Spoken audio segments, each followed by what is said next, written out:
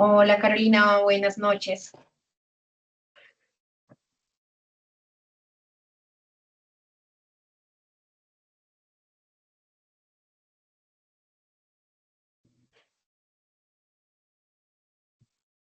Hola Carolina, ¿me escuchas?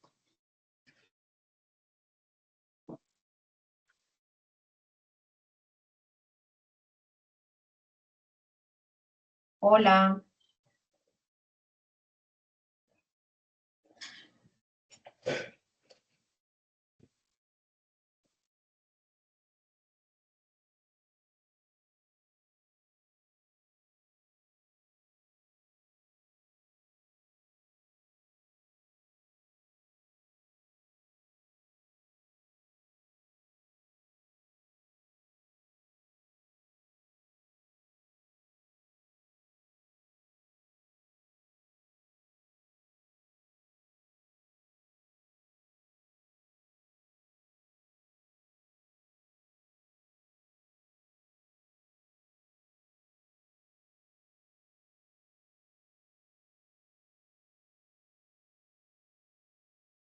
hola Carolina, buenas noches. Buenas noches. Hola, profe, buenas tardes. Buenas tardes. ¿Cómo estás, Carolina? Estaba Bien, aquí sí, señora. comprobando si era que no me escuchabas, Es pero que no. acabo de llegar al apartamento, entonces se me No perdía te, la red subiendo. no te preocupes, ahora tengo problemas con mi cámara que no me quiere encender. Dame un segundito a ver qué es lo que está pasando.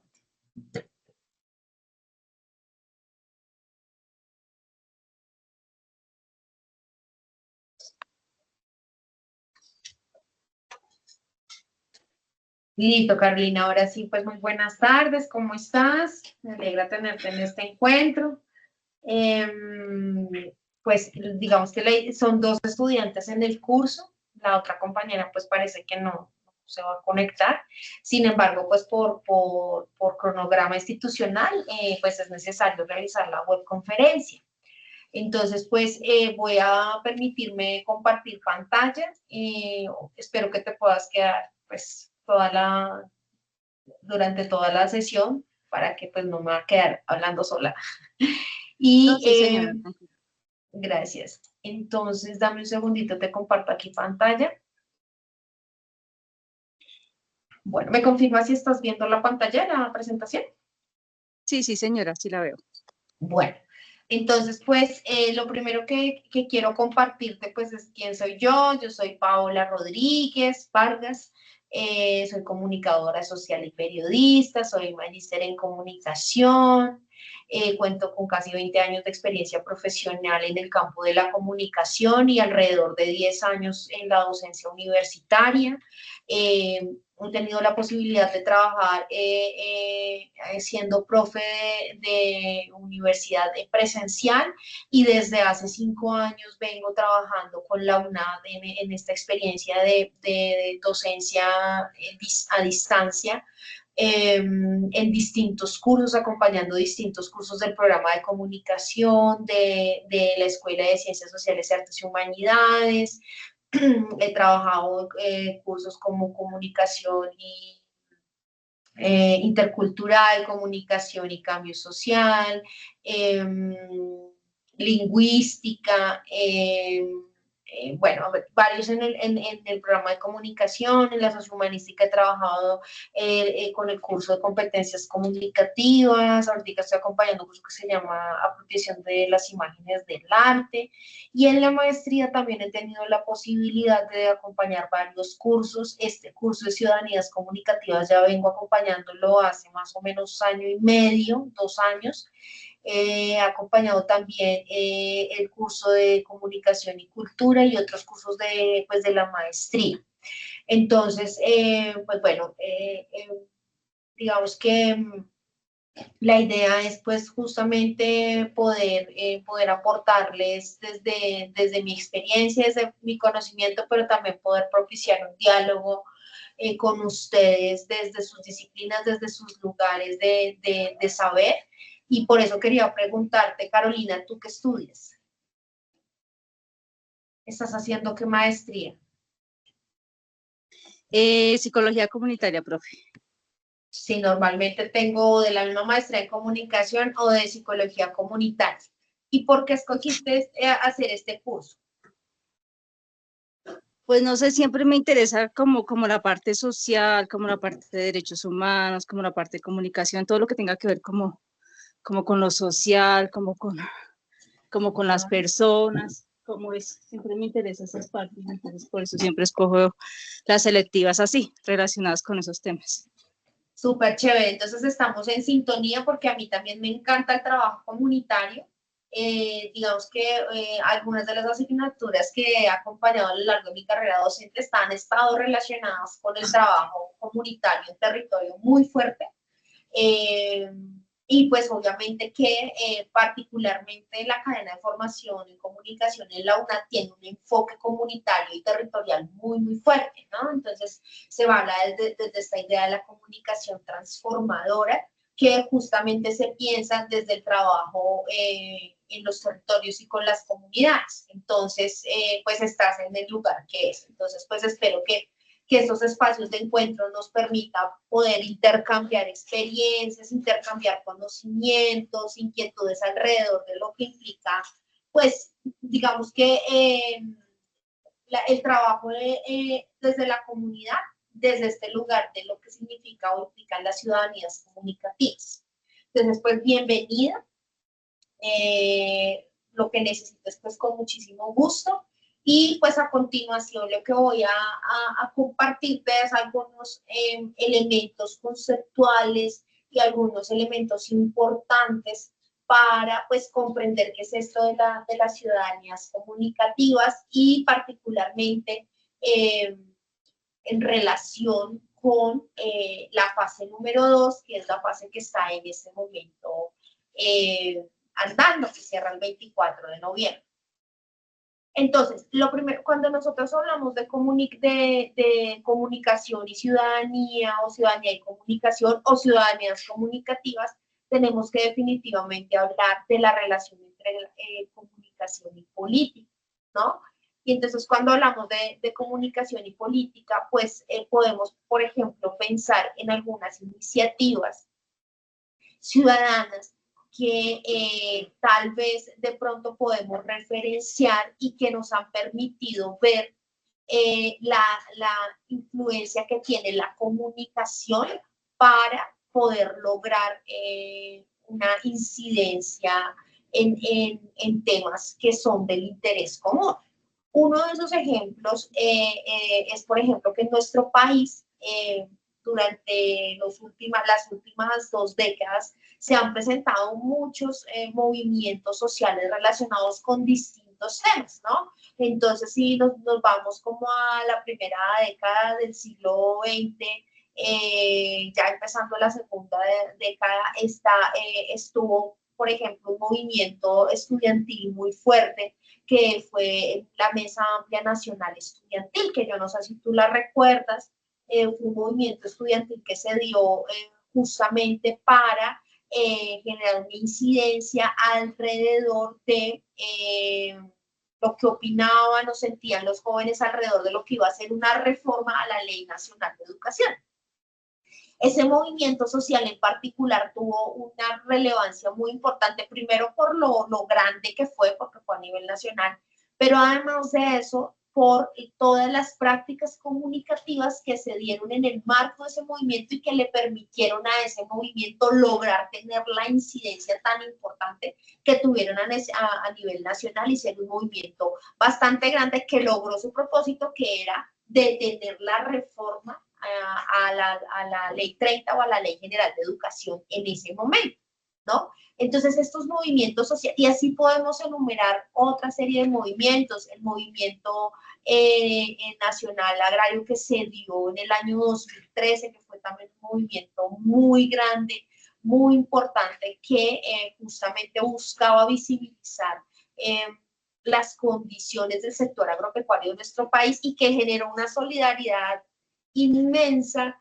a lo largo y ancho del país, justamente no solo por lo que estaba pasando con el sector agropecuario del país, que era que pues está quebrando como resultado de los tratados de libre comercio, sino por la reacción del gobierno de ese momento, que era el gobierno de Juan Manuel Santos, frente a lo que estaba pasando con el sector agropecuario.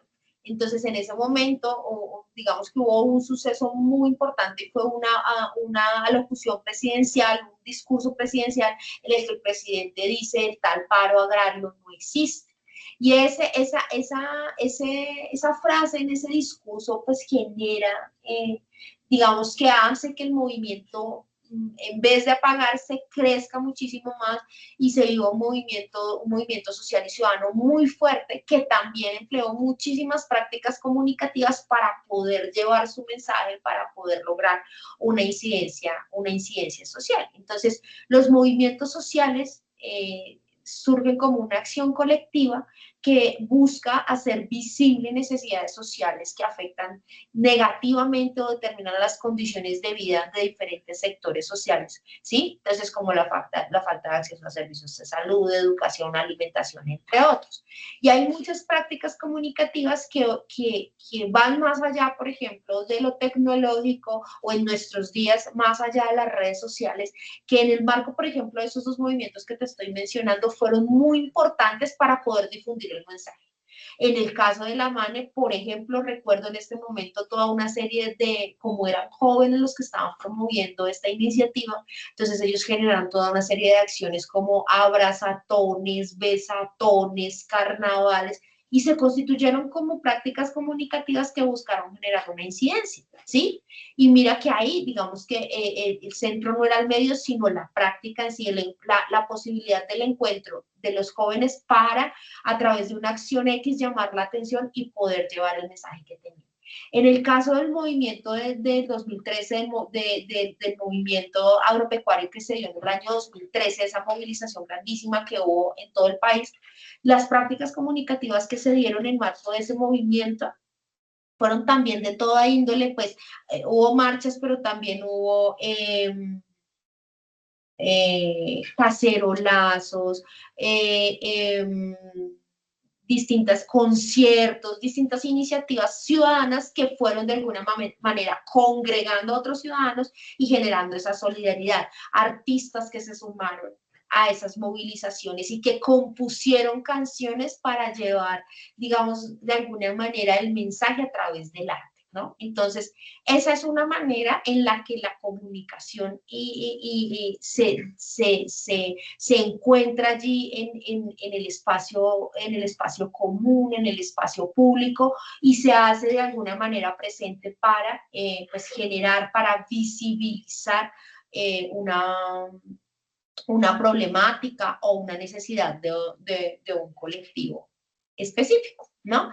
Entonces, lo quiero situar allí porque desde mi perspectiva, o la perspectiva que propongo, es revisar esta idea de la ciudadanía y la comunicación más allá de lo mediático, ¿sí? Más allá de lo que hoy en nuestros días se conoce pues como las plataformas digitales, las redes sociales y demás, ¿sí? Son herramientas importantes, pero hay otras acciones que desde los ciudadanos tienen que ver con la comunicación, con el encuentro, con la participación ciudadana, y que tienen un nivel de incidencia muy importante, porque incluso tienen que ver con el encuentro face to face. Lo que pasa en las redes sociales a veces, pues sí, uno puede ver que hay mucha gente que participa, pero no puede tener la certeza de que toda esa gente que participa realmente, si yo la convoco en este momento, me va a llegar a una plaza pública, ¿no? En cambio, estas iniciativas que eran cara a cara, que eran encontrarse las personas para solidarizarse con una causa, pues de alguna manera evidencian la necesidad y la importancia del encuentro entre las personas, pues para poder apoyar estas iniciativas. En ese sentido, pues es importante también irnos hacia el concepto de la ciudadanía, ¿no? Y normalmente, pues la ciudadanía se ha relacionado, o lo relacionábamos siempre como con la idea de soy ciudadano en la medida en que tengo 18 años y tengo una cédula para poder votar, ¿no? Entonces, pero digamos que la idea es que esa concepción de la ciudadanía, pues a medida que vayamos creciendo, vaya también de alguna manera madurando y consolidándose y se entienda la idea de la ciudadanía más desde la idea de la participación, desde la identificación con una comunidad, con un colectivo, ¿no? Entonces Aristóteles decía que el ciudadano no lo es por el hecho de habitar un sitio determinado, sino que lo es por participar en la administración de justicia y en el gobierno. Entonces, digamos que para la época de la antigua Grecia, pues Aristóteles lo planteaba así, pero si lo traemos a nuestros días, lo reflexionamos al modo de nuestros días, es pues ser ciudadano en la medida en que nos involucramos en los asuntos de interés común. Si no nos interesamos en los asuntos que nos afectan, que determinan nuestra vida, lo que tiene que ver con la salud, la educación, el empleo, con todo lo que pasa en nuestro país y digamos que de alguna forma pues somos indiferentes a ello, pues de alguna manera pues realmente no estamos ejerciendo un rol ciudadano, ¿no? Entonces, el ciudadano es aquel que más allá de cumplir esos deberes y ejercer eso, y de cumplir los deberes y reclamar unos derechos o buscar la garantía de unos derechos, es aquel que se involucra, que participa, que se interesa por esos asuntos de interés común. Y un ejemplo, pues puede llegar a ser esos movimientos ciudadanos o iniciativas ciudadanas mucho más concretas, como por ejemplo cuando los ciudadanos por allá en el sur de Bolívar resulta que se reúnen para reclamar a la alcaldía local por el estado de una vía que les está afectando el tránsito, les afecta el tránsito hacia sus lugares de trabajo, no permite el ingreso de alimentos, no, ¿sí?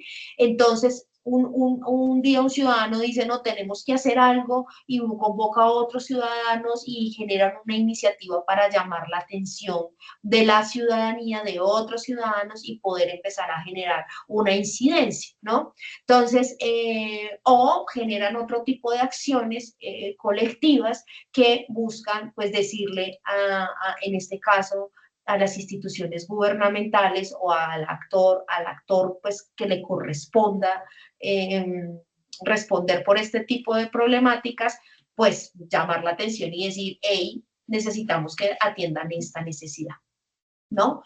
Entonces, eso es, digamos que hoy en día lo que deberíamos entender por el concepto de ciudadanía.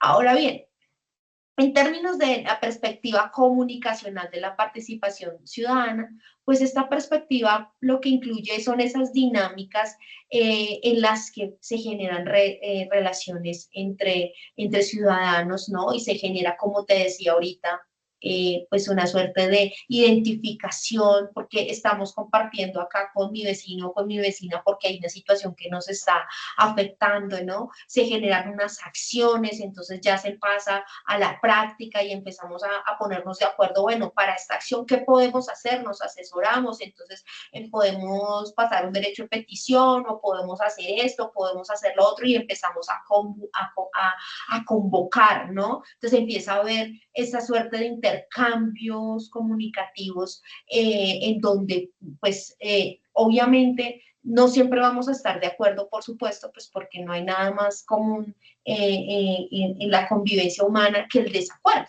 ¿no? Pues digamos que esas siempre se van a generar espacios de tensión, se van a generar disputas, pero digamos que la idea es que se puedan llegar a acuerdos sobre lo fundamental para poder generar incidencia frente a esa necesidad o a esa problemática y poder, pues poder generar algún tipo de transformación, ¿no? Eso, digamos que frente a situaciones cotidianas que uno vea en el entorno cercano. Y si ya, digamos, es una ciudadanía más comprometida que dice, bueno, pero yo ya no me conformo solo con que a mí vengan y me pavimenten la calle, sino que yo siento que aquí hay que hacer una cosa más grande y entonces empiezo a generar un liderazgo y empiezo a convocar a la gente para poder incidir en términos de políticas públicas, en términos de planes, de programas, de generar veedurías ciudadanas, bueno, de todo esto que implica la participación, pues entonces allí también está la comunicación, porque como te lo decía, la comunicación no se limita única y exclusivamente al uso de una herramienta, al uso de un computador, al uso de una radio, al uso de un periódico. Estas son herramientas, pero digamos que aquí en este intercambio y en esas prácticas comunicativas que se dan del el encuentro, del llegar a acuerdos, del diálogo, también del debate, del consenso y del disenso, pues también está la comunicación humana presente, ¿no? Entonces, obviamente que esa construcción de ciudadanía es muy importante en las democracias modernas, porque de alguna manera es lo que también le otorga sentido a la idea a la idea de la democracia, ¿no? Entonces, eso hace que pues que realmente como que se viva esos valores democráticos que pues deben sustentar a una sociedad. Entonces, allí, y a partir de todo lo que yo te he dicho, pues hay una frase del profesor Jaylor Espinel, politólogo de la Universidad Nacional, profesor de la Universidad Santo Tomás, y él tiene una frase que yo siempre la cito en mis cursos, porque me parece muy importante para comprender la relevancia de la comunicación como práctica y como proceso. Y es la idea de que todo acto social es comunicativo. Entonces partimos del hecho de que cuando yo me encuentro con el otro, hay muchas formas en las que yo me comunico. Pero además de eso, él dice, todo acto comunicativo es en esencia un acto político. ¿Sí? Entonces, cuando yo ya genero una acción comunicativa, ya tengo una intención de incidir. Y cuando yo ya tengo la intención de incidir sobre otros y sobre otras, cuando yo ya tengo la intención de visibilizar algo que me molesta, que me preocupa y que también le molesta y le preocupa a otros y otras, pues ya tengo un acto político. Eso ya es un acto político. Entonces, es una frase que me parece muy, muy bonita y que casa perfecto con la idea de las ciudadanías comunicativas, porque todo acto comunicativo es un acto político, ¿sí? Incluso cuando no usamos las palabras, también estamos comunicando, también tenemos una intención, también pretendemos generar cosas con nuestros gestos, con nuestros movimientos, ¿sí? Entonces, la comunicación al ser un proceso tan transversal al ser humano, pues obviamente que siempre va a tener una intención. En el ser humano la comunicación siempre va a ser intencional. Una persona no dice algo, deja de decir algo de manera gratuita, siempre va a tener la intención de generar una incidencia. Y si tiene que ver en temas en asuntos de interés común, pues lo va a hacer muchísimo más. Entonces ahora vamos a entrar a revisar el texto de María Cristina Mata, que habla sobre la relación entre ciudadanía y comunicación. Y entonces Mata nos dice que la ciudadanía comunicativa se vincula con la posibilidad de participar activamente en la producción de sentidos públicos, ¿no? En encontrarnos alrededor de eso que nos preocupa a todos y todas en un colectivo, con los vecinos, en un grupo de estudiantes, en un grupo de profesores, en un grupo de trabajadores de una empresa, ¿no? Entonces, es la posibilidad de encontrarse para participar activamente en esa producción de sentidos colectivos.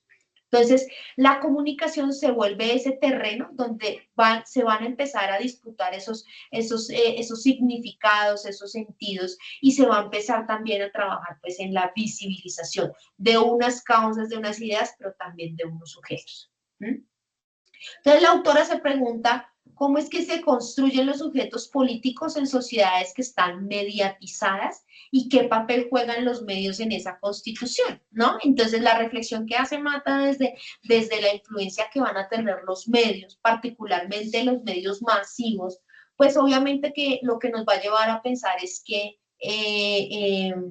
los sujetos políticos van a estar muy influenciados, o los sujetos van a estar muy influenciados en la manera como constituyen o como crean una opinión frente a algo a partir de lo que los medios masivos de información nos presentan, ¿sí? Pero si resulta que esos medios masivos de información nos presentan una información que está sesgada, que está encuadrada, que está de alguna manera orientada para favorecer una narrativa alrededor de un problema, pues obviamente que ese sujeto político va a crecer con una mirada pues sesgada, encuadrada, limitada y no le va a permitir conocer el horizonte completo de la problemática.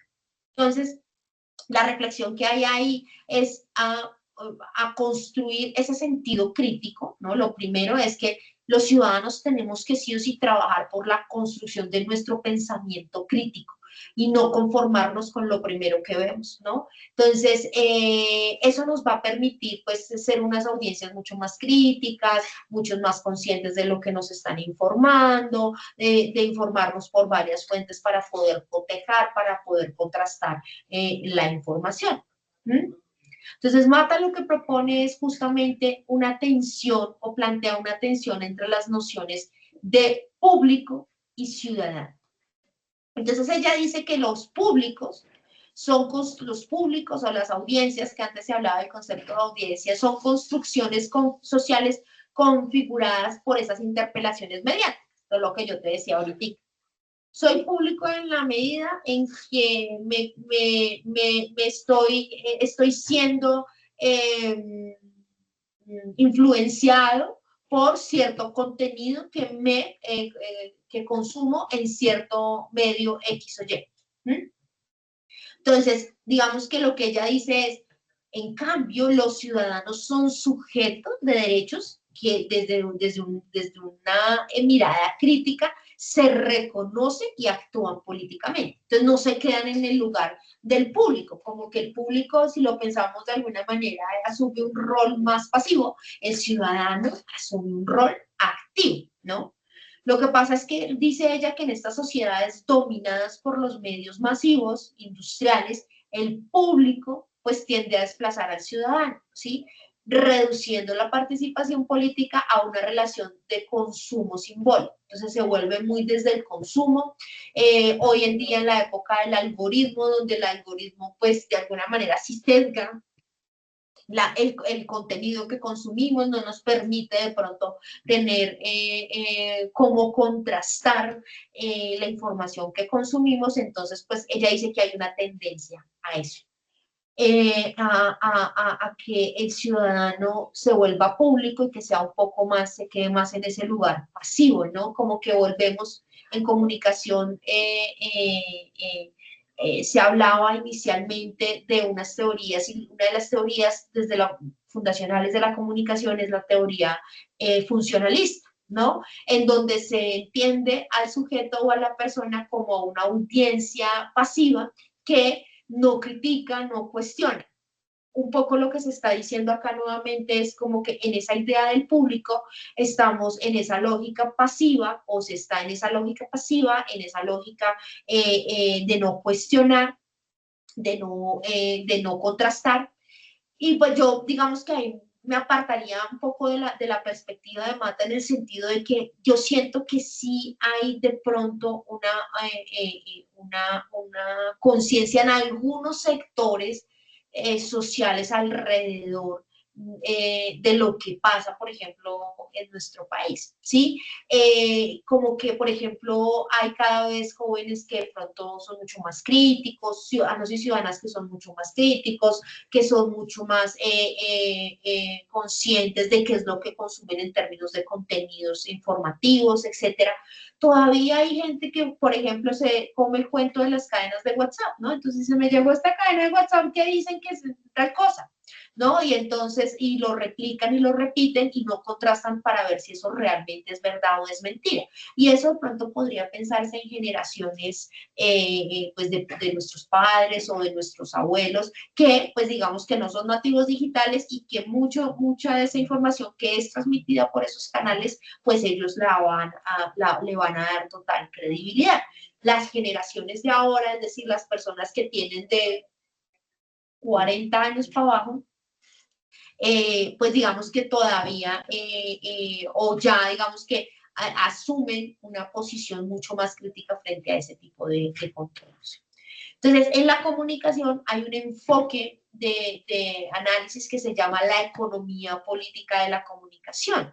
La economía política de la comunicación es un enfoque que nos lleva a revisar el contexto económico y político en el que se encuentra inmersa la sociedad y cómo éste incide en las relaciones de poder que se evidencian desde los medios, ¿no? Entonces, la economía política de la comunicación nos hace ver es, si yo veo X canal o veo X noticiero, pues venga a ver por qué es que este noticiero me presenta la información de esta manera. Ah, es que lo que pasa es que este noticiero pertenece a esta familia y esta familia tiene estos intereses económicos y políticos, ¿no? Entonces, en el caso colombiano, como resultado de este modelo económico neoliberal, pues se han impuesto políticas que están acordes con ese modelo capitalista, ¿no? Cuyo interés se va a centrar es en fortalecer a esas grandes empresas que son de origen incluso pues multinacional, ¿no? Entonces, por ejemplo, si nosotros vemos en Colombia, ¿quiénes son los principales dueños de los grandes medios masivos? Los hombres más ricos de este país. Y eso no es gratuito. Eso se da justamente porque los grandes grupos financieros, como el caso de Luis Carlos Sarmiento Angulo, que es el presidente del Grupo Aval, que fueron propietarios de la casa editorial El Tiempo, pues obviamente que ellos optan esos medios justamente porque tienen unos intereses económicos y políticos en términos de cómo se presenta la información frente a X o a Y situación, ¿no? Entonces, la economía política de la comunicación nos va a permitir analizar esos fenómenos desde una perspectiva mucho más crítica pues entendiendo por qué es que los medios masivos funcionan como funcionan. Entonces, Mata en sus textos nos va a identificar tres formas de representación del ciudadano y en particular para el contexto argentino. Entonces, ella primero habla del ciudadano como sujeto de necesidad. Entonces, ella dice que ese ciudadano como sujeto de necesidad aparece como víctima o carente, pobre, enfermo, excluido, se le muestra sin voz, sin poder de acción, ¿no? Representa lo que Hannah Arendt diría es como esa no ciudadanía, la pérdida del derecho la pérdida del derecho a tener derechos. También está la mirada del ciudadano como ese sujeto de demanda, ¿no? Ese ciudadano que surge como un actor que reclama derechos o protesta. ¿Sí? Los medios lo visibilizan solo de manera fragmentada o fugaz. En esta perspectiva del ciudadano, pues si nosotros nos remitimos a los movimientos sociales que mencionábamos al comienzo, pues lo que vemos es que los medios, ¿cómo fue que visibilizaron esos movimientos en particular, los reclamos y las demandas de esos movimientos? Pues lo difundieron de una manera porque había unos intereses de difundirlo de una manera sesgada, ¿no? Y viene también el ciudadano como sujeto de decisión, ¿sí? Entonces, es esta figura pues del elector, que es visible solo en las coyunturas electorales o en las encuestas. Entonces, aquí el ciudadano, la democracia se reduce al voto o a la opinión individual, no a la deliberación colectiva. Entonces, esas son esas tres miradas del ciudadano que, por supuesto, creería yo que el ciudadano como sujeto de demanda sería ese ciudadano crítico que reclama frente a eso que le preocupa, reclama frente a eso que le molesta, pero no solo que le molesta a él, sino que le molesta a otra serie de ciudadanos y ciudadanas. ¿Cuál es el papel de los medios en la construcción de ciudadanía? Pues lo primero que tendríamos que hablar es del derecho a la comunicación. Y el derecho a la comunicación obviamente es importante para la vida democrática, ¿no? Ya que permite a los ciudadanos informarnos, debatir, organizarnos y participar en el espacio público. Entonces, en los medios de comunicación, de alguna manera, deberían ser garantes de que ese derecho a la comunicación, pues, se dé en la ciudadanía, pero se dé de manera plena. Y pues los medios deberían ser constructores de sentido, ¿no? Deben entenderse únicamente como transmisores de información, sino como actores que legitiman, visibilizan y disputan sentidos, ¿no? Entonces, aquí desde esta mirada la comunicación pues se entiende como ese puente que articula a los individuos con la sociedad. Entonces, tenemos que para poder construir una democracia fuerte y una ciudadanía activa, se requiere obviamente de un protagonismo comunitario, ¿sí? Donde los actores sociales, todos los ciudadanos y las instituciones se comprometan en la configuración, pues, de lo que se llama un contrato social que respalde los derechos y la participación ciudadana. Lo que pasa es que en una sociedad como la nuestra es muy difícil, porque al haber tantos intereses de parte de un sector privilegiado de la ciudadanía, pues, que cuenta con todos los privilegios, pues obviamente que ese contrato social, pues digamos que ellos no estarían como muy contentos de hacer, ¿no? Porque no les interesa que haya igualdad de condiciones, ¿no? Los medios deben fortalecer la opinión pública, deben ser capaces de ejercer control sobre las instituciones, deben garantizar la rendición de cuentas, ¿no? Entonces, allí podemos pensar en la propuesta de los medios comunitarios y alternativos, porque ya que los medios masivos de información siempre van a responder a un interés, o sea, el medio masivo, el que uno ve en televisión, siempre va a responder a un interés de un grupo económico y político, siempre, ¿sí? Digamos que en ese caso no van a estar, digamos que, sometidos o sujetos a el interés económico y político de quien es el dueño o dueña de ese medio. Entonces surge una iniciativa muy importante que de alguna manera pasa a darle mucha fuerza al ejercicio de la ciudadanía y son los medios comunitarios y alternativos. Entonces, sobre los medios comunitarios y alternativos, quiero que veamos este videito muy cortico que dura 3 minutos sobre las emisoras o las radios comunitarias. Las radios comunitarias, que son apuestas de comunicación, como su nombre indica, comunitarias, son apuestas de ciudadanías comunicativas que nacen justamente para poner en común lo que a las comunidades, valga la redundancia, les preocupa, les interesa. Entonces veamos el video. Hola, hola, ¿qué tal? Muy buena tarde, mi gente. Ya estamos por empezar nuestro programa REMA. Las radios comunitarias son pequeñas estaciones locales que tienen un alcance relativamente corto.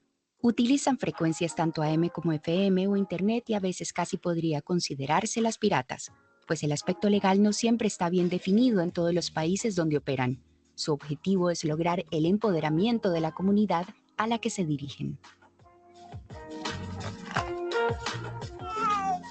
Que estaba trabajando y de repente me nació una idea de compartir cómo la chacra es esa fuente de vida, esa fuente de alimentación para las familias que trabajan con las chacras aún en las comunidades. Y se me ocurrió contar y entonces yo agarré mi teléfono y pude contar eso. A través del trabajo de la chacra, las mujeres han podido sostener las familias durante la pandemia. Este tipo de radio se realiza sin fines de lucro. En ocasiones se financia con anuncios publicitarios de comercios locales, crowdfunding o proyectos internacionales, pero por lo general es el resultado del trabajo voluntario de sus colaboradores. Son independientes, están administradas por una comunidad y no por una corporación o grupo empresarial. Las radios comunitarias en el sur global tienen un impacto muy importante. En muchas regiones son a veces las únicas fuentes de comunicación que se encuentran.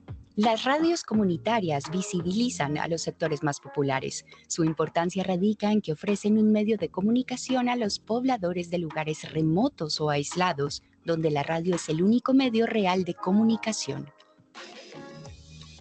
Ama Anchuringue Chichu, Kai 99.1, comunicación comunitaria Cuintaita Charingaramchi Kai Punjabi. Porque no es una voz externa que te cuenta una situación de crisis, ¿no? Sino que es una persona que pues también vive dentro de estas comunidades.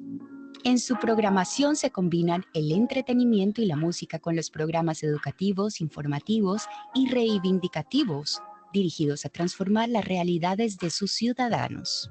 Son plurales, albergan un gran espectro de opiniones y no pueden negar la participación a nadie. Permiten la expresión de todas aquellas personas desatendidas por las grandes corporaciones comerciales de telecomunicaciones. Las radios comunitarias atienden la necesidad del ser humano de comunicarse con su entorno, a través de los simbolismos más arraigados en sus tradiciones.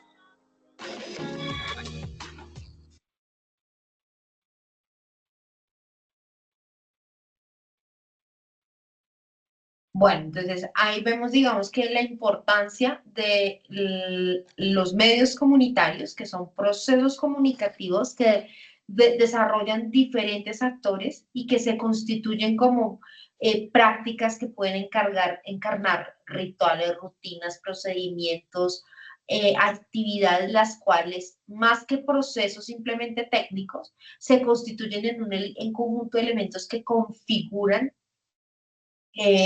formas de intercambio simbólico, ¿no? Entonces, los medios comunitarios y la comunicación comunitaria nos dice Crowley en su artículo que la comunicación comunitaria va a tener un papel muy clave en la reconstrucción de lo común, ¿sí? De eso que nos interesa a todas y todas, en la necesidad de una soberanía informativa, es decir, que la gente pueda tener la posibilidad de comunicar lo que le interesa, ¿no? Y poder con ello generar transformaciones culturales, ¿no? Entonces, esas apuestas de comunicación comunitaria, pues definitivamente van a contribuir a una nueva forma de intercambio social que terminen centrándose en apuestas de cuidado, de cooperación, de vida digna, de encuentro, de participación y de ejercicio real de la ciudadanía, ¿no? Entonces los medios comunitarios se vuelven muy valiosos. Lo que pasa es que en un país como el nuestro, los medios comunitarios o las iniciativas de comunicación comunitaria y alternativa, pues tienen grandes limitantes, por ejemplo, en términos presupuestales. Son medios que funcionan con las uñas, que si por alguna razón buscan el apoyo gubernamental, pues se ven condicionados en términos de sus contenidos, por ejemplo, ¿no? Entonces, no, que una convocatoria de la alcaldía local para medios comunitarios, entonces los apoyan, pero terminan condicionándoles sus contenidos y entonces se vuelven son medios que favorecen o que se ven en la obligación de publicar cosas positivas en relación con el alcalde de turno o con la alcaldía, ¿no? Y entonces, pues, digamos que mantener esa independencia, pues, tiene un costo. Y tiene un costo económico y tiene un costo político también, ¿no? Muchos lo logran, pero con las uñas y con un esfuerzo, digamos que titánico para poderse mantener. Hay unos conceptos muy importantes que se trabajan en esta fase y que quiero abordarlos y son cuatro conceptos que son los conceptos de poder simbólico, exclusión mediática, conflicto simbólico y regímenes de visibilidad. Entonces, en cuanto al concepto de poder simbólico, entonces vamos a ver que en Mata el poder simbólico se manifiesta en la capacidad de los medios de construir al ciudadano, de los medios hegemónicos masivos, de construir al ciudadano como un sujeto de necesidad o de decisión, limitando su agencia política, ¿no? Limitando su capacidad de decisión, ¿no? En Aguirre vamos a encontrar que este poder define quiénes son reconocidos como actores válidos en el espacio público argentino, que es el caso que se trabaja allí. Algunos sectores populares logran visibilidad, pero bajo marcos de interpretación impuestos por el sistema mediático, ¿no? Entonces, es ese poder que tienen los medios masivos de decidir qué se visibiliza, cómo se visibiliza y qué incidencia tiene, ¿no? Y Peruso nos plantea la necesidad de disputar ese poder simbólico a través de esas apuestas de comunicación comunitaria, ¿no? Que desmonte esas narrativas dominantes y proponga otras narrativas basadas en las necesidades de las comunidades, en una apuesta ética, ecológica y equitativa. Está el concepto de exclusión mediática, que Mata lo va a trabajar o lo evidencia cuando analiza cómo los medios no representan a los sectores populares como ciudadanos plenos, sino como víctimas o consumidores. Entonces, esa exclusión mediática pues se ve de muchas formas. La forma en cómo se sataniza ciertos sectores de la población, cómo se muestra información sesgada frente a ciertos sectores de la población que tal vez no están muy alineados con la misma línea ideológica del medio, ¿no? Aguirre muestra que a pese a los avances normativos en participación ciudadana en Argentina, la representación mediática sigue siendo desigual, ¿no? Entonces las voces de los movimientos sociales o territoriales quedan fuera del debate público. Y eso pasa también en nuestro país. El Peruso interpreta esto como una consecuencia del modelo neoliberal que lo que ha buscado es generar una concentración mediática, ¿no? Que va a reducir esa diversidad de propuestas comunicativas y pues que va a promover una visión de mundo que va a estar centrada en ese modelo que les interesa legitimar y que les interesa pues difundir. Conflicto simbólico. Entonces, Mata nos va a mostrar que el conflicto simbólico es el terreno de la representación ciudadana, ¿no? Entonces, los medios definen quiénes son los legítimos, entre comillas, participantes del debate democrático, ¿no? Y Aguirre, por su parte, nos va a decir que ese conflicto se evidencia en la tensión entre una ciudadanía que es institucional y una ciudadanía que es comunicacional, ¿no? Las leyes amplían derechos, pero las prácticas mediáticas los restringen, ¿no? Entonces, obviamente, en esa posibilidad de que el ciudadano no pueda expresarse, de que el ciudadano no pueda estar informado, de que el ciudadano conozca la información a medias. Peruso dice que la noción amplía esta noción del conflicto simbólico al terreno civilizatorio, ¿no? Entonces, el conflicto simbólico ya no es político o mediático, sino que también es ético y ecológico, ¿no? Entonces, los medios comunitarios son actores que están dentro del conflicto simbólico porque van a producir apuestas que van a desafiar esa lógica hegemónica, ¿no? Esa lógica de consumo, esa lógica de la concentración del poder, esa lógica de la desinformación, ¿no? Esa lógica de la exclusividad en términos de qué es lo que se comunica y qué es lo que no se comunica, qué es lo que sí es interesante y qué es lo que no es interesante, qué es lo que sí da rating y qué es lo que no da rating. Y en regímenes de visibilidad, quiero que abordemos en Mata, digamos que es la idea de que estos regímenes de visibilidad son definidos por los medios, ¿no? Son como estas apuestas de los medios de jerarquizar y seleccionar qué actores y temas son dignos de aparecer públicamente, ¿no? Aguirre nos dice que estos regímenes se vinculan con esa capacidad desigual de las organizaciones sociales de acceder a espacios mediáticos, ¿no? Entonces, frente al dominio de actores políticos económicos. Entonces, justamente por esa concentración mediática, pues obviamente que se genera una desigualdad en términos de la participación de esas organizaciones sociales y comunitarias para acceder a los espacios mediáticos, lo que comentaba ahorita de los medios comunitarios, ¿no? Y en Peruso, los regímenes de visibilidad hegemónicos son pues cuestionados por su carácter excluyente y deshumanizador, ¿no? La comunicación comunitaria va a buscar crear nuevos regímenes de visibilidad donde los territorios, las mujeres, los pueblos indígenas, las comunidades históricamente excluidas sean productores de nuevas narrativas, productores de sentido y no solo objetos de discurso. Sean ellos los que produzcan el discurso y no sobre ellos que se produzca el discurso. Entonces, estos son los elementos que quería compartir sobre la fase número 2, sobre las lecturas de la fase número 2, un poco para poder abordar las reflexiones conceptuales. Ahora quisiera que nos detuviéramos un momentico a mirar la guía de la fase número 2. Recordemos que la fase número 2 va a cerrar el 24 de noviembre. Entonces, en ese sentido, déjame un momentico, un segundito.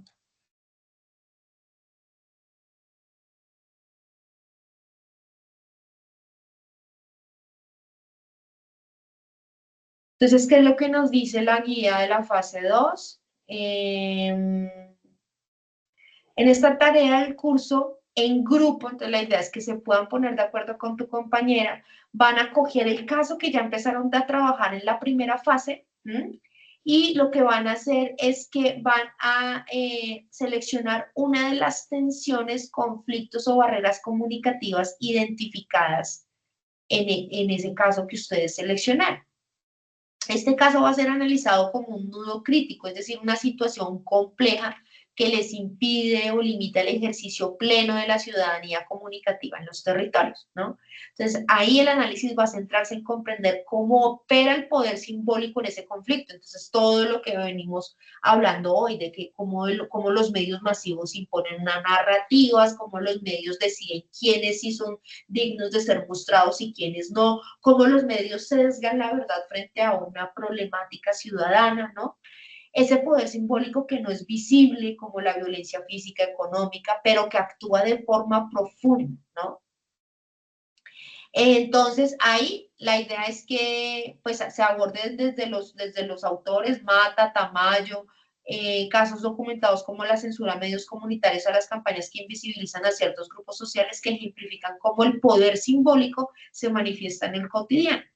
Entonces, el grupo debe elaborar un documento argumentativo que relacione el caso seleccionado con esas lecturas y proponga una mirada crítica y ética sobre el conflicto, sus causas e implicaciones. Entonces, deben identificar esas tensiones, luego formular el nudo crítico, ¿no? Con base en unas preguntas, ¿qué es que está pasando? ¿Por qué ese elemento es un obstáculo para la participación ciudadana? ¿A quién afecta? ¿Por qué vale la pena estudiarlo? Luego profundizan, digamos que a partir de los textos de Mata y Tamayo y consultan fuentes adicionales y reflexionan sobre qué actores están implicados o excluidos, qué medios o formas de comunicación intervienen, qué relaciones de poder simbólico se expresan, qué elementos culturales, políticos o sociales inciden en el conflicto. Y luego van a conectar el análisis del conflicto con los conceptos de ciudadanía comunicativa, poder simbólico, exclusión mediática, conflicto simbólico y regímenes de visibilidad, que fue los que yo presenté al final de mi presentación, ¿no? Y van a redactar el documento argumentativo de manera colaborativa con un máximo de 3 páginas en donde describan el contexto del nudo crítico, el análisis profundo del conflicto, la interpretación desde los marcos teóricos del curso y una reflexión crítica y ética sobre el problema a la luz de esas teorías. Eso es lo que vamos a hacer para este ejercicio de la fase número 2. No sé si tú tengas alguna pregunta al respecto. No, profe, no, está muy claro. Muchas gracias por su presentación muy completa. Listo, Carolina. Entonces, pues siendo así, pues la invitación es a que, pues no sé si tú ya te pusiste en contacto con tu compañera, creo que ya lograron para la primera fase ponerse de acuerdo, pues la idea es que puedan seguirlo haciendo, que se puedan encontrar, que puedan trabajar y pues hacer la entrega antes del 24 de noviembre, ¿vale? Su merced dice que las dos tenemos que entregarlo, ¿verdad? O sea, tanto yo como ella, cada uno. Sí, es decir, listo. no, lo deben trabajar grupal, pero Sí. lo suben individual. O sea, hacen el documento Tenemos juntos, cada una. pero lo suben individual, sí, señora. Bueno, sí, señora, sí. Así Sí, era sería. como eso. Bueno, Carolina, pues entonces siendo así, pues nada, te agradezco mucho por tu participación, no te demoro más, quería demorarme una horita, entonces muchísimas gracias, cualquier cosita, pues las invito a participar en el foro, también es importante que dejen su rastro allí en el foro porque nos piden evaluar la participación en el foro, entonces para que lo tengan presente y no olviden participar en estos citas que quedan. ¿Qué podríamos poner en el foro? No tengo Por el ejemplo, tica. Claro. no, alguno de los puntos. Entonces, por ejemplo, ya identificamos el nudo crítico. ¿Cuál es la tensión que vamos a trabajar y sobre la cual vamos a elaborar el documento? Entonces decidimos qué es esta porque nos parece importante, Y ahí podemos generar un diálogo también. Yo les puedo también realimentar allí a partir de lo que ustedes sugieran. Listo, profe. Bueno, Carolina. Entonces, muchas gracias por tu conexión y estoy atenta a cualquier duda que tengan, ¿vale? Listo, profe, muchas gracias. Sí, señora. Bueno, te deseo una feliz noche, que estés muy bien. Igualmente, profe, que descanse. Hasta luego. Feliz noche.